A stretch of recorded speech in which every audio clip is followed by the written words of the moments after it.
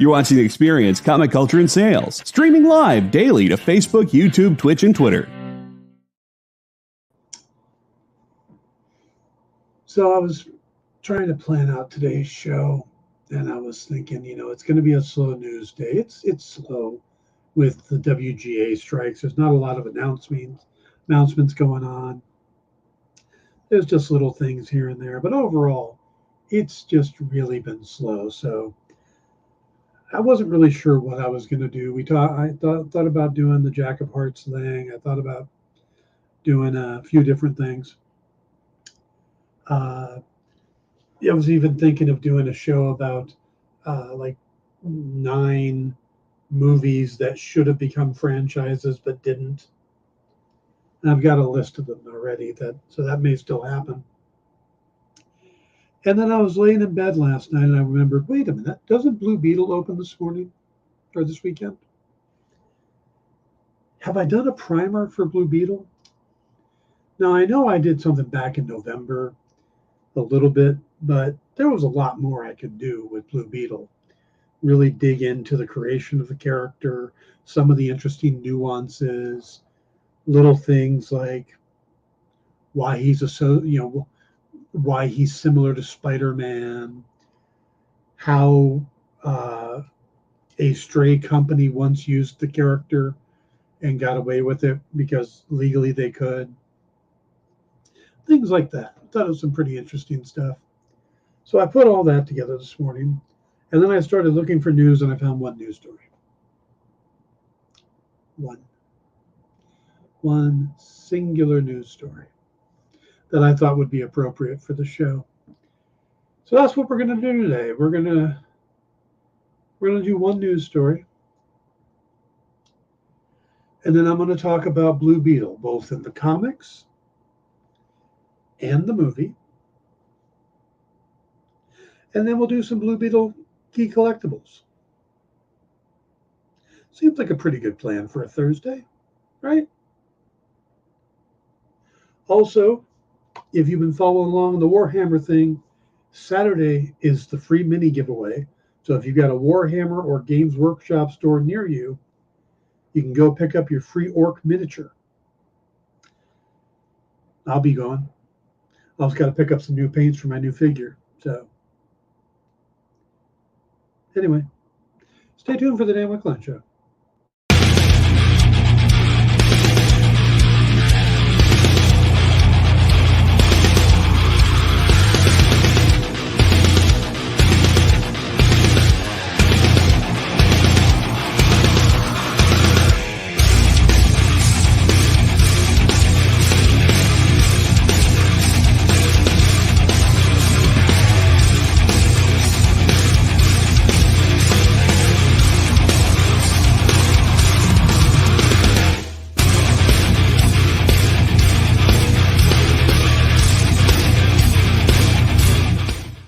Hey everybody, welcome to the Dan Wickline Show here on The Experience.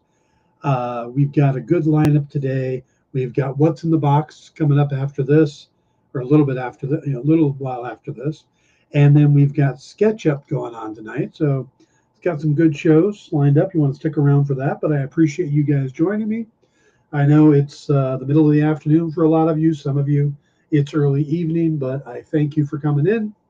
And again, we're going to get you all primed and ready for the Blue Beetle movie. And the reviews have been coming in, and they're pretty good.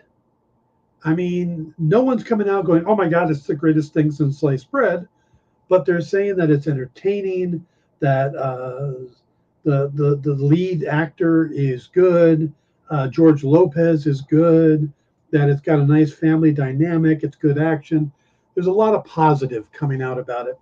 So Triple B says, stormy weather on the drive home. Please be careful, Triple B. Both hands on the wheel. Get home safely. Hello to Ed, to Cool, and to Canadian Survivalist. I got to figure out how we're going to shorten your name. Canadian, Survival. We'll get to that. Ed says it's been storming all day here. Wow.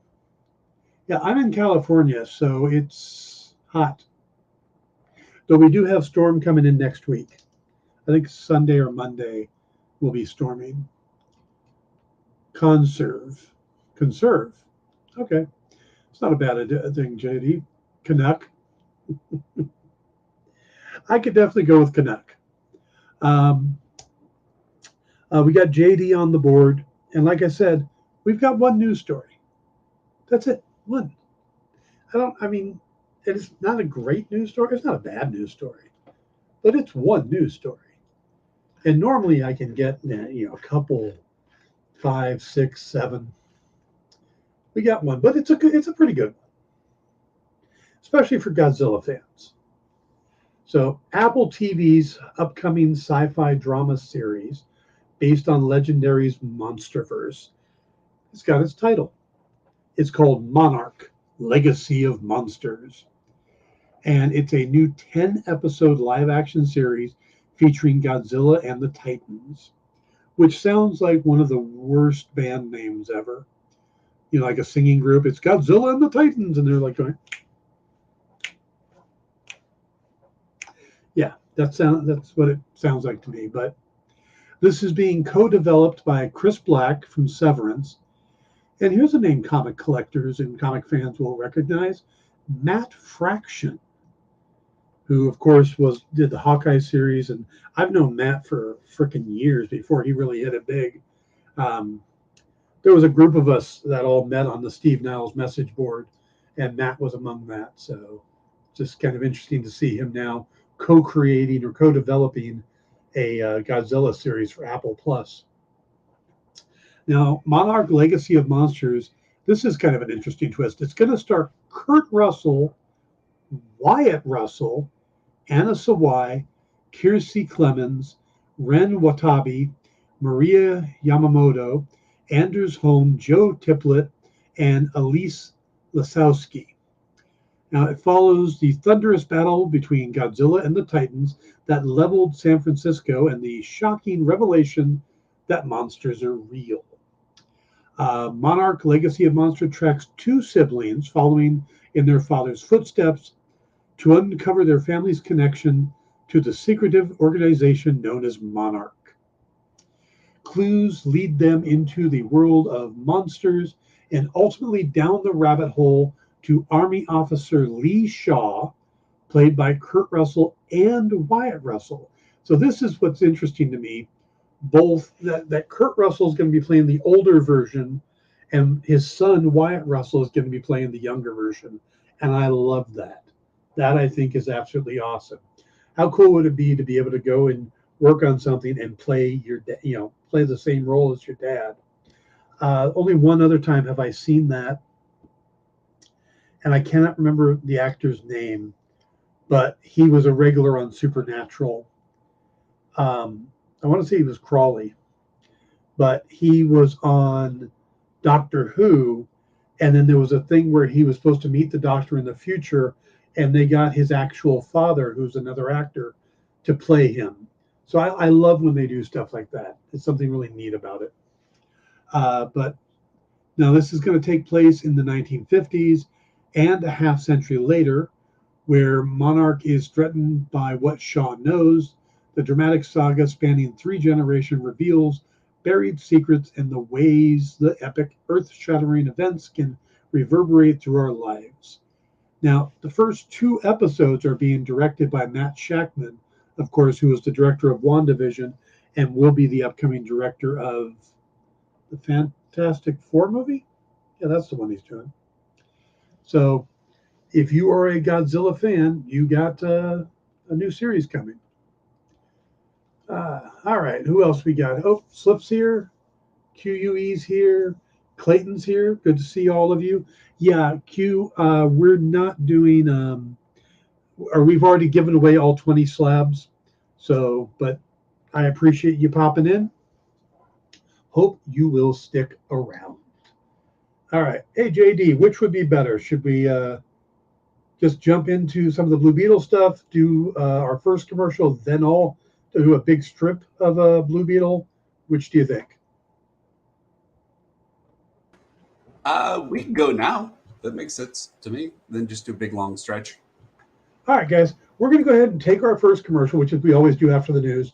And when we come back, I have got an absolute buttload, remember, gallons of wine, of Blue Beetle news or history and stuff. So let's do a quick break. We'll come back and we'll talk Blue Beetle, and I'll answer any questions you guys have. So be right back.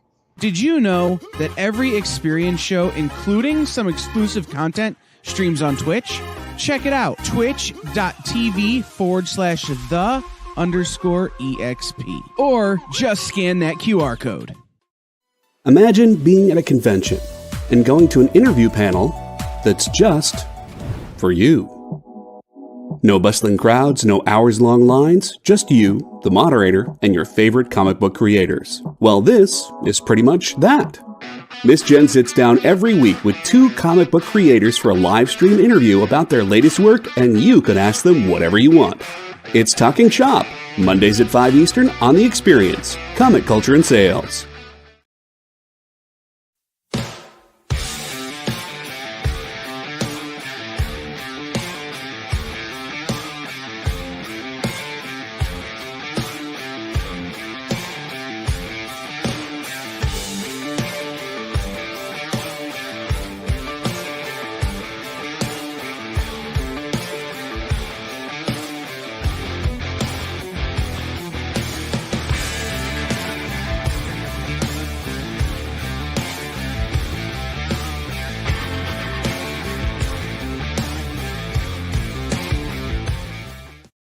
According to a statistic that I just made up, people spend 4 hours a day changing the television channel. People who watch The Experience don't do that. Save yourself a ton of time by tuning into The Experience and enjoying our new original programming 7 days a week.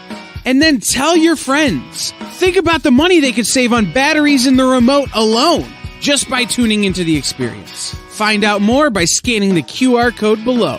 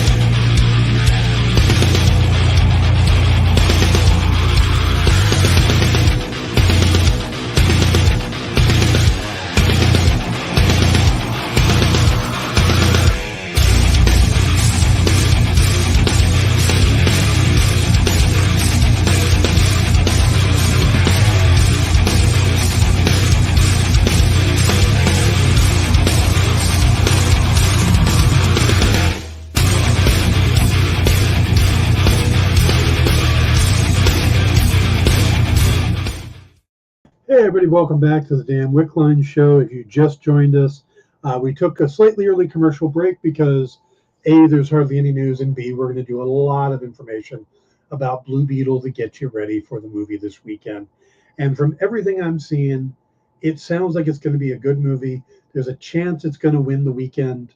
It's projecting to do a little better than Barbie and have just enough to put it in the top slot. We'll see if that works out. I want to address JD saying that he just found out the other day that Wyatt Russell is the son of Kurt Russell, which I know this is going to blow your mind. That means his mom is Goldie Hawn. No. I meant the other 2 guys you were talking about. The guy who played Crowley and his dad. Oh, okay. Isn't it something Lawrence, like Mark Lawrence or something?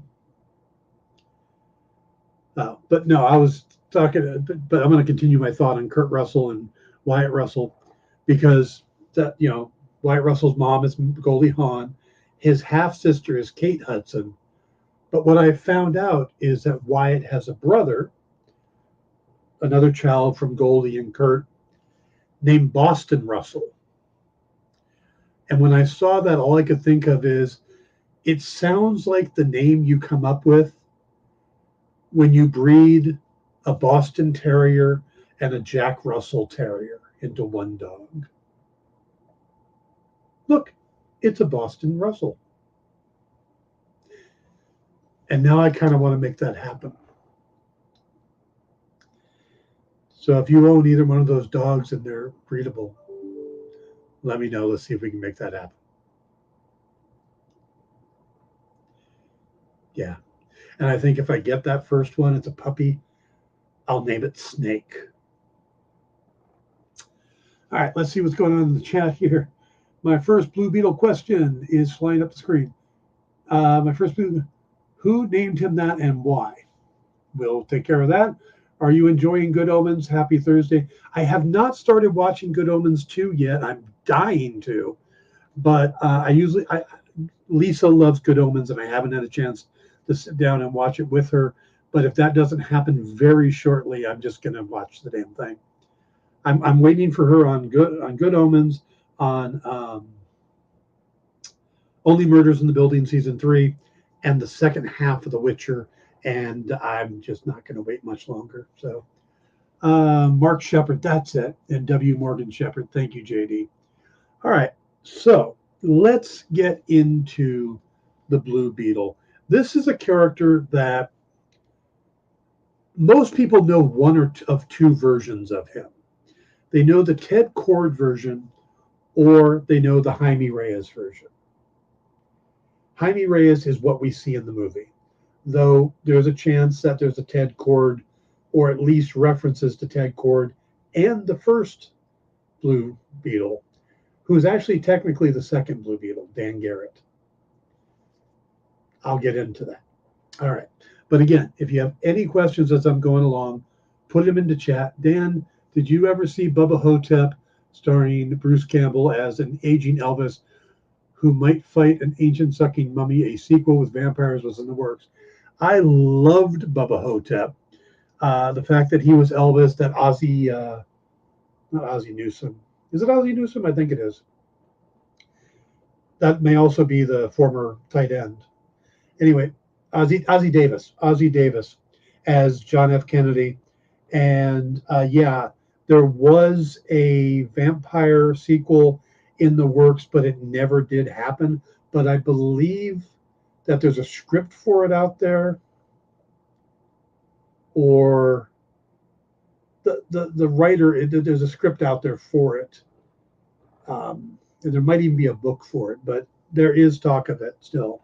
Yeah, it's one I'd love to see them go back to. Bubba Hotep was a lot of fun.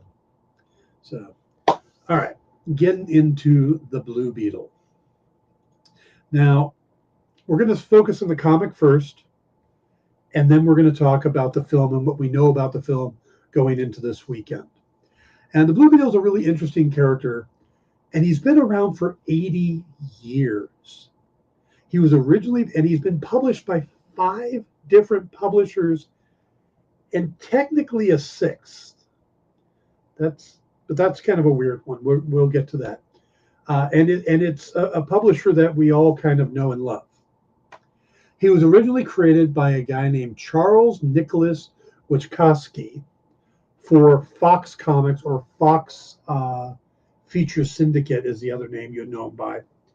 And he first appeared in Mystery Men Comics #1 in August of 1939. Now, that would be just 3 months after the debut of Batman. And you can see the effect that Batman had, because in the way publishing works, when they say it came out in August of 1939, it was done 3 months prior. So it came out on the shelf. It was being worked on at the same, just before Batman came out. Yeah, Ed says, wow, that's crazy. I never heard of him before this movie talk started a year or so. 80 years. Wow, exactly. But the thing is, the characters moved around a lot and had some interesting people work on it.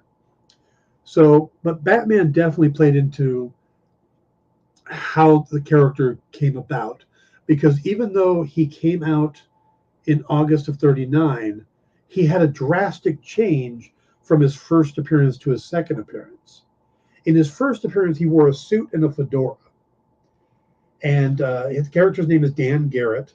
And it's very important that Garrett here is spelled with a single T, Garret. And the reason is, because they make a change to that later and it has a weird effect. And they were pumping the character as getting these kind of superpowers or heightened abilities from a specific vitamin he would take. Now, by the time we get to the second appearance, the fedora's gone, the suit's gone, and he is in this blue jumpsuit thing. And I think JD has a picture. There it is. Now he's looking like this. And again, you see he's in kind of a superhero costume. He's got gloves. He's got a mask. There's a great quote from Will Eisner. And Will, there is some speculation that maybe Eisner wrote the script for the first couple Blue Beetles. You know, because Wachowski was not known as being a writer, but there's no proof of that either. But the interesting thing is that when the Spirit was created, the publisher wanted a superhero, and Will already had this character he was working on, and he put a mask on him and said, "Okay, here we go." He's like, "That's not a superhero. He has no gloves or anything." So Will went back and just drew gloves on the Spirit, on the character, and the publisher went, "He's got a mask. He's got gloves. All right, he's a superhero." And all he was wearing was like driving gloves, not big gauntlets. But as you can see here, this guy has the gauntlets and everything.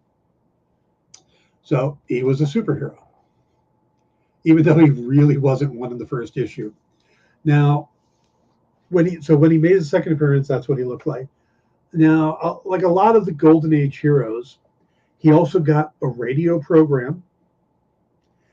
And just to show you how big this character was, he had a day named after him in New York City that included a kind of a fair thing going on, and they had a children's relay race that was covered live on the radio.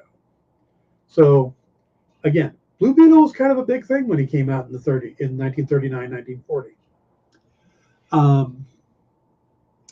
Now the publishing was very sporadic. I mean, and I've talked about some sporadic publishing before, but like, so the Blue Beetle was the original Spirit with a mask and gloves? No, they're separate characters. What I was just saying is that he was similar to the Spirit, but I was just giving the story about why gloves are important. Mask and a glove was the equivalent of what makes a superhero. So, but yeah, the characters aren't connected. So the first 11 issues came out from Fox Comics. And then for some reason, which I can't find why, but issues 12 through 30 switched over to Hollyoak Publishing. And this happened a lot. They changed the publishers' names a lot. And I always figured it was to get away from debt. Because, I mean, we know that Timely became Atlas and then became Marvel Comics. You know, publishers changed names and the properties just moved with them. Well, Hollyoak published for 12 through 30, and then it switched back to Fox Comics again. Yeah, Superman has no gloves, no mask. And they started publishing back at Fox, and somehow they completely missed issue number 43.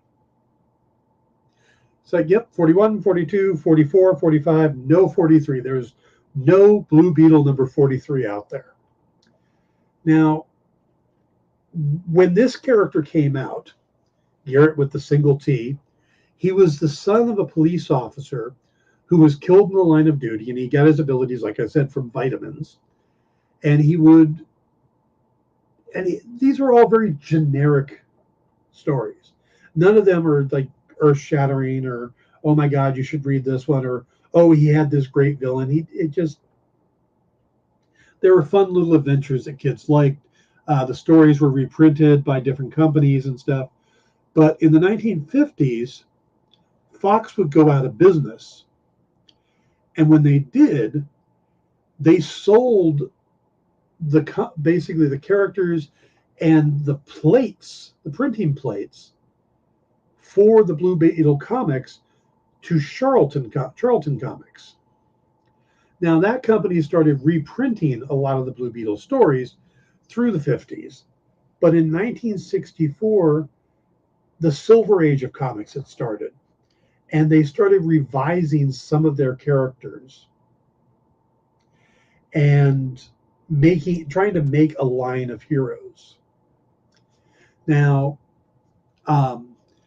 and one of the things they did, which is very important, is they kind of revitalized the character by changing his origin and adding a T to his name. This is where he became Dan Garrett with 2 T's. Now, suddenly he was an archaeologist, and he no longer took vitamins. I guess maybe they weren't trying to sell vitamins at that point. But instead, he found this ancient mystical scarab that he would tap into and gain super strength, supervision, flight, and the ability to generate energy blasts. So he went from being kind of a Batman knockoff to suddenly having Superman-like powers. Or more specifically, like Shazam-like powers, because he would tap into the abilities of the scarab by saying Kaja Da. That was his word, his magic word. Now, the revamp was done by Joe Gill and Tony Tallarico, and this would become a part of the character and would be played on later on as down the line, but it only stuck for about 2 years. And then they made massive changes to the character again, even more than just changing his origin. So in 64, they take all the time to revitalize the character. And then in 1966, they completely changed it again. And the reason they did is because somebody left Marvel and came to work for Charlton. Steve Ditko. Steve Ditko was not happy with his relationship with Stan Lee and left the company altogether. He went to Charlton, coming off of success with Spider-Man and Doctor Strange, and Charlton wanted to create this line of action heroes. And one of them was Captain Atom, and that's the first person they put Ditko on. And then in the pages of Captain Atom as a backup story from issues 83 to 86, they had Ditko plot and draw the creation of a brand new Blue Beetle. Now, they didn't just pretend the old one didn't exist. What they did was they took one of the students from Dan Garrett's archaeology class and made him the new Blue Beetle. And this would be Ted Kord, who many of you are probably more familiar with, because Ted Kord has been Blue Beetle for a long time until, well, from 1964 until 2005. Dude, I made it home safe. It's crazy out there. Oh, glad to hear it, Triple B. Now, the character was, what Ditko did to the character was popular enough that it got his own series. But what he did to change it was he didn't throw away the scarab, but he didn't use it. Kord got the scarab, but couldn't tap into it. He couldn't figure out how to make it work. So instead, he was an inventor, and he used his technology to become a hero. And there's a lot of similarities to Spider-Man here. Ditko brought over some of the things that he had done successfully with Spider-Man. And then in some ways, he's also kind of a Tony Stark knockoff. Now, the series that Ditko did ran for a whopping 5 issues. And then the entire Action line of comics was canceled in 1968. Now, there would be this odd lost story that involved Ted Kord fighting a fake Dan Garrett. And in this story, it actually ties the two versions of Dan Garrett together, with the T and without the second T, by saying that they're one and the same, but he was just a rebirth of the other one, and all of this. And the weird part about it is, it was published by a completely different publisher named AC Comics in a book called Americomics, number 3, I believe. But it's never been recognized as actually part of the character's canon, because this was published in 1983, and something else big was happening at that time. Now, what is it? It says there was an episode of Lois and Clark where Tempest asks Lois how galactically stupid she is for being fooled by a pair of glasses all these years. One of the funniest comic books show. Yeah, I loved that scene. I remember that scene. All right, so what happened in 1983? And some of you are going to already know this. DC Comics bought the entire superhero lineup from Charlton. And they would bring them into the DC universe during the giant crossover event, Crisis on Infinite Earths. Blue Beetle makes his debut in Crisis #1. And this would eventually lead to a Blue Beetle series written by Len Wein, one of the people who worked on Crisis. Now, most of the character was brought over intact. Pretty much exactly what Charlton had done and Steve Ditko had done. They just dropped him into the universe. The only difference is how good of an inventor he got changed. When they dropped him into the DC universe, now Cord Industries, the company that he uses to make his technical designs, is massively successful. And we find out that Ted is actually a billionaire. And that's how he can afford stuff like the bug and the flying ship that he built and all the gadgets he used and stuff. Now, while this was going on, something interesting happened. Alan Moore and Dave Gibbons knew that Marvel was buying the Charlton characters.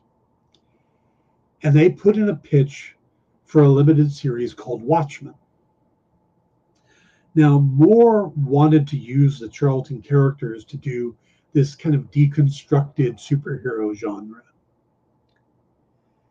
And in doing so, he would really kind of screw up the characters. And DC was like, no, we just bought these. We don't want you to break them yet. Well, Moore was undeterred. And he and Gibbons went back. And instead of scrapping the idea, what they basically did was made analogs for each of the Charlton characters. So if you've seen Watchmen or read the comic, you probably recognize that Captain Atom is Dr. Manhattan. The Question became Rorschach.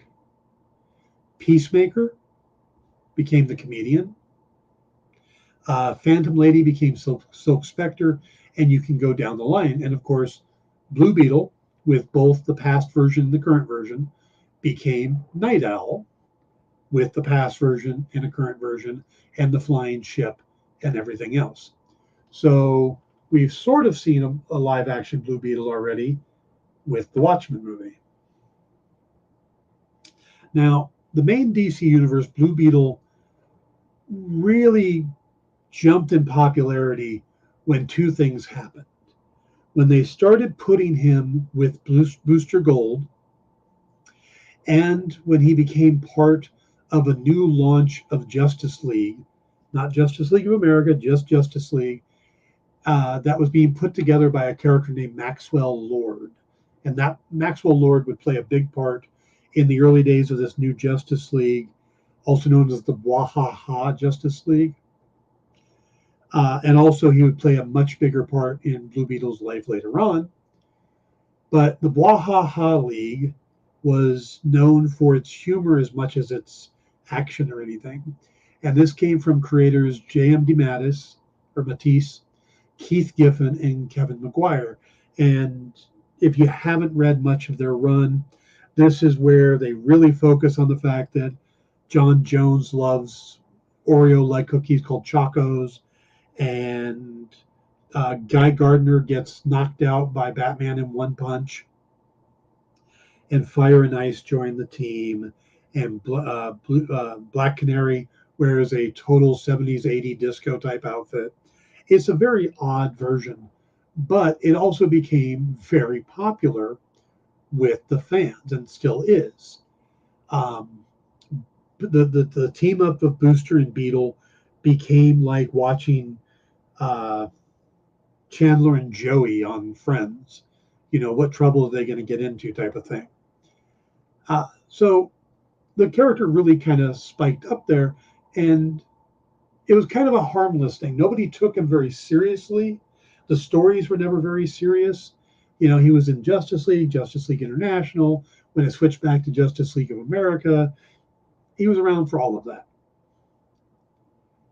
And then the publisher shocked everyone in 2005 in a book they called Countdown to Infinite Crisis. Now, DC absolutely loves doing their crisis stories, and this was no different. And this was Infinite Crisis was a big crossover event. But the Countdown had this heel turn for Maxwell Lord. And we'd already seen that he wasn't really a nice guy, and he had some, but this was a massive heel turn. And you know, we saw just what a manipulative villain he really was. And he shoots and kills Blue Beetle. Ted Kord just shoots him in the head. Now, part of the reason they did this was like you do with Secret Invasion. You kill Maria Hill early on to make everybody go, wait, anything's possible in this series. The other reason is that they had a plan to make a new Blue Beetle, and in doing so, it was going to be a younger Blue Beetle. It was going to be a more diverse Blue Beetle. So they had this plan. And what they wanted to do was also use the Scarab again, because the Scarab hadn't been used since they got the character. I mean, it popped up in Crisis. It defended Blue Beetle, but he could never tap into it. So it's been kind of a wasted device. So the Scarab was currently given to the Wizard on the Rock of Eternity, and that gets destroyed, and it falls to Earth during Infinite Crisis. And it's discovered in an abandoned parking lot, or a empty parking lot, by Jaime Reyes, who is a Latin American teenager from El Paso, Texas. And El Paso is it's interesting that he's in El Paso. If you've ever been to El Paso, it butts right up against the border with Mexico. There's a large Latin American community, and this is really kind of an excellent hub to use if you want to use a more diverse character. You know, so that's what they did. They also kind of got rid of the idea that the Scarab was mystical by making it a piece of alien technology. And in a lot of ways, it was actually an alien weapon. So there's this group called the Reach, and the Reach had been beaten by the Guardians of the Universe. Sorry, not Guardians of the Galaxy, Guardians of the Universe. So what the Reach did was they designed these Scarabs. And the Scarab was supposed to find the hero of each planet that they go to and create these exoskeletons for them.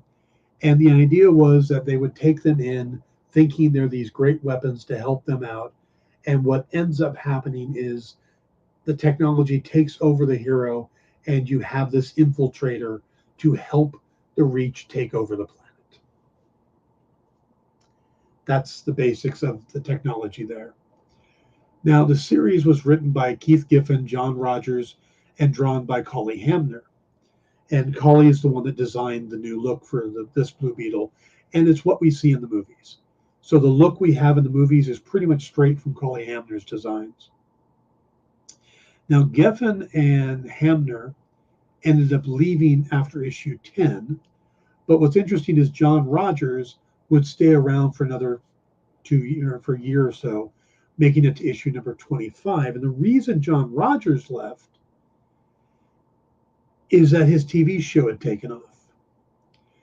John Rogers was the co-creator of the TV series Leverage with Timothy Hutton, and which is, I love the show Leverage. So now DC has played around with the character since. I think during the New 52, they ended up erasing the previous two Beatles, both Ted Kord and Dan Garrett. And then in the New 52, they are in Rebirth, they brought him back. So it's kind of all over the place. Also featuring Mark Shepard, Conversation Full Circle. Interesting. Now, the character of Jaime Reyes is kind of interesting. He gets the scarab and it latches to his body, and they actually play up on some of that in the movie. There's a little bit of body horror going on there, which is kind of interesting. But he doesn't know how to use it until he meets Booster Gold, and Booster Gold's the one that actually tells him, kind of helps him tap into the scarab's power. Jaime would stick around through Infinite Crisis and help stop Brother Eye, which was a creation of Batman's. That's a very complicated series. After that, he would date a sorceress named Tracy 13, who I believe is the daughter of Dr. 13, who's an occultist in the DC universe. He's part of the Teen Titans, and he may have tapped into the worst mentor you could ever get, and that's Peacemaker. Peacemaker mentored him for a while. So, all right, so I kind of gave you a little bit of history on the scarab, the fact that it's not a magical artifact, it's actually an alien device or an alien tool. What's interesting is the Kajada, the word that Dan Garrett used to tap into the scarab. That's actually supposed to be the serial number on the scarab, which I thought was interesting.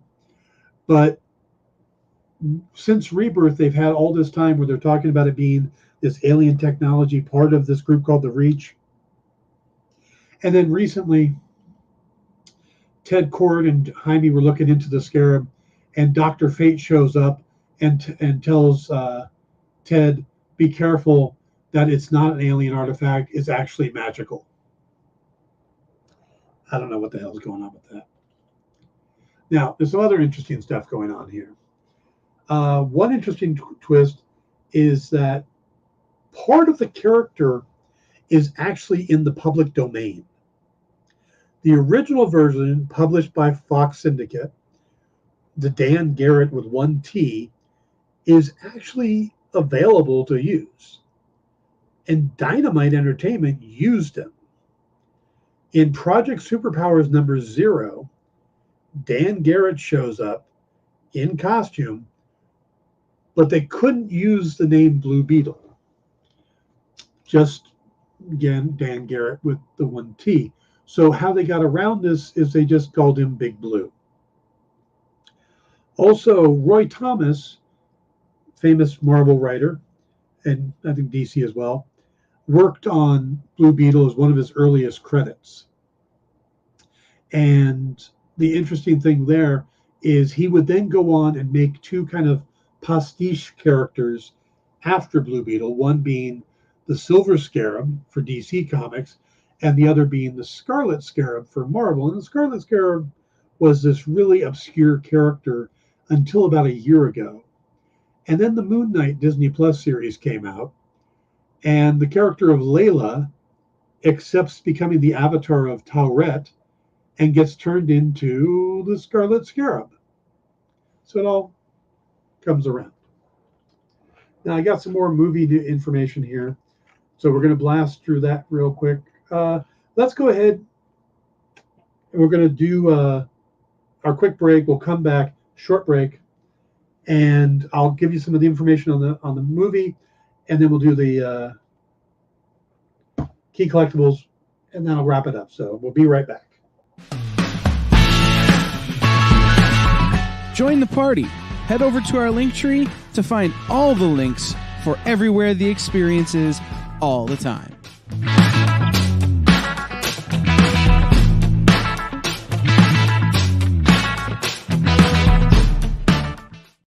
To be continued. 3 little words that hold the secret to the next great story. 3 words that will thrill you, confound you, give life to new possibilities.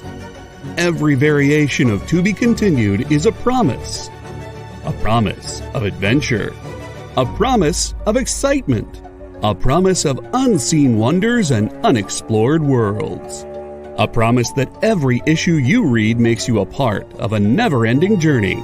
And behind every page, there will be an unopened door waiting for you. This story to be continued at your local comic book shop. Visit comicshoplocator.com today.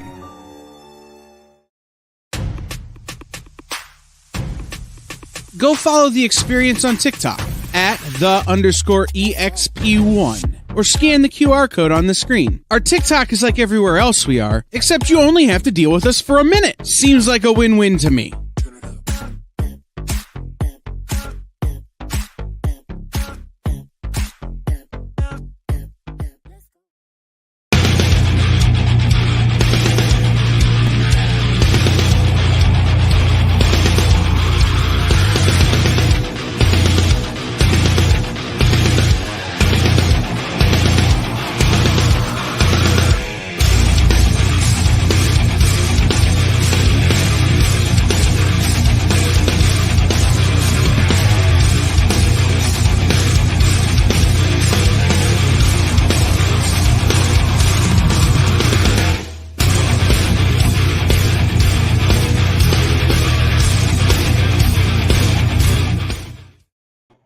We're back. Please hit the like and subscribe buttons. And we're talking about Blue Beetle. We've done the comic history. Now we're going to do as much as we know about the movie going into its release this weekend.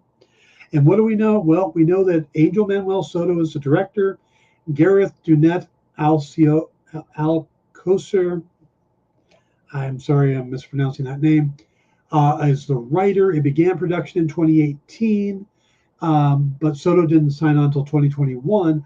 And the film was originally part of this initiative to make lower budget movies. And by lower budget, I mean $80 million to go straight to HBO Max along with Batgirl. And the problem is that was a previous regime's plan. And when Warner Brothers got bought by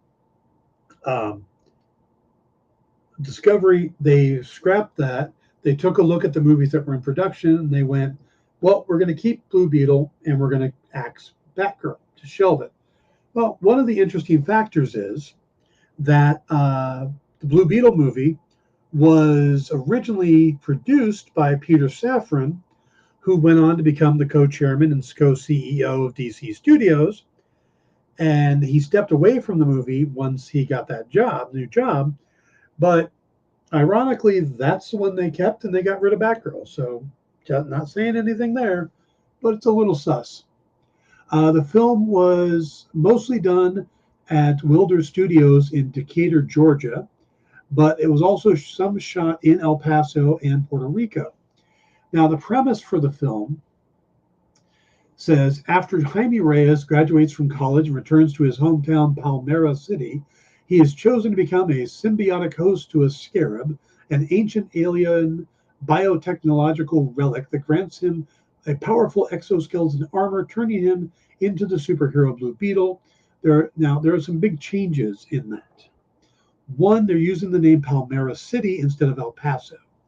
And while DC is known for using fictional names like Gotham City, Metropolis, down the line, this one was set in El Paso and it's filmed in El Paso. So it just seems like maybe they should have just left it the original city.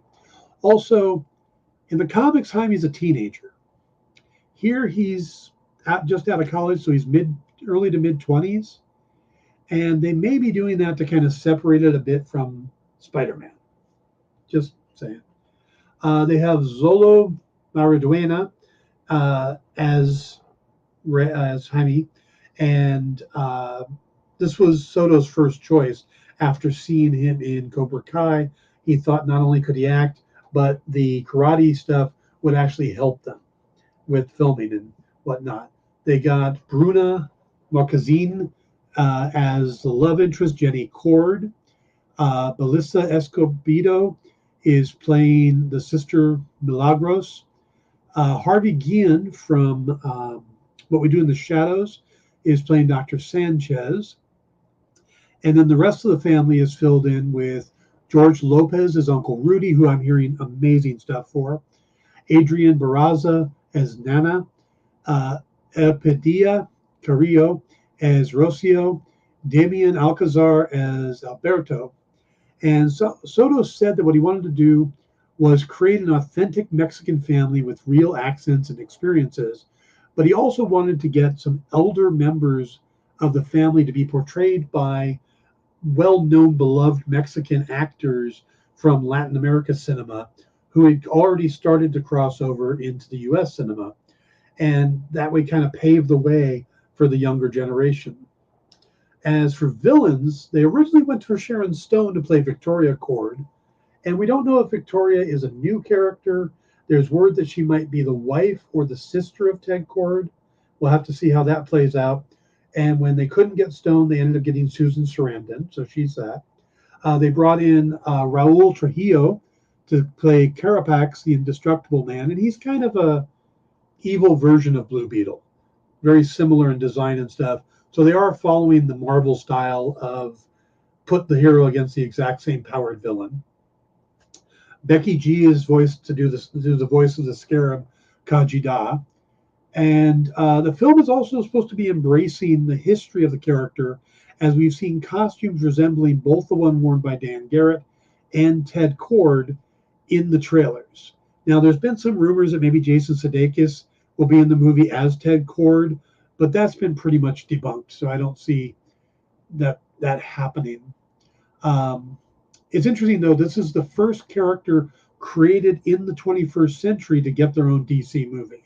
Every other character that's headlined a movie for DC has been prior to 20th century. So they did a screening on Monday without the cast because of the actors' strike, but the response so far has been really positive. There's like over 100 critic postings on Rotten Tomato, and it's in the 81 percentile right now.